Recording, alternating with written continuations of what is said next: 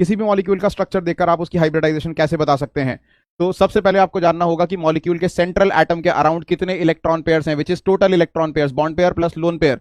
2 electron pair में तो hybridisation sp3 के लिए sp2, 4 के लिए sp3, 5 के लिए sp3d और 6 के लिए sp3d2। कुछ एग्जांपल्स देखते हैं, जैसे इसको देखिए आप, इसके अराउंड कार्बन के अराउंड 4 बॉन्ड पेयर्स दिखाई दे रहे हैं आपको, तो यहाँ पर 4 के हिसाब से हाइब्रिडाइजेशन हुई sp3। दूसरा मॉलिक्यूल आप देखोगे, आपको दिखाई दे रहे हैं 2 बॉन्ड पेयर्स, 2 सिंगल बॉन्ड्स मतलब 2 बॉन्ड पेयर्स और 2 लोन पेयर्स, टोटल मिलाकर 4। 4 के लिए अगेन हाइब्रिडाइजेशन हुई sp3।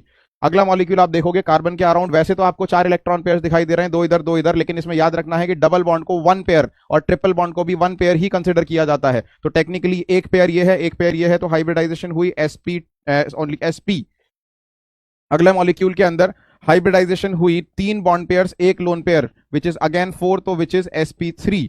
इस मॉलिक्यूल को अगर आप देखोगे तो हाइब्रिडाइजेशन क्या हुई, एक सिंगल बॉन्ड, एक ट्रिपल बॉन्ड, सिंगल बॉन्ड को भी 1 पेयर काउंट किया जाता है, ट्रिपल बॉन्ड को भी 1 पेयर काउंट किया जाता है, तो हाइब्रिडाइजेशन अगेन हुई sp। और यहां पर इससे अगले मॉलिक्यूल में अगर आप देखेंगे जीनॉन, जीनॉन के around 1 double bond, 4 single bond, सबको 1 पेयर काउंट किया जाएगा, टोटल 5 बॉन्ड पेयर और 1 लोन पेयर, तो टोटल मिलाकर हो गए 6। 6 के लिए हाइब्रिडाइजेशन हुई sp3d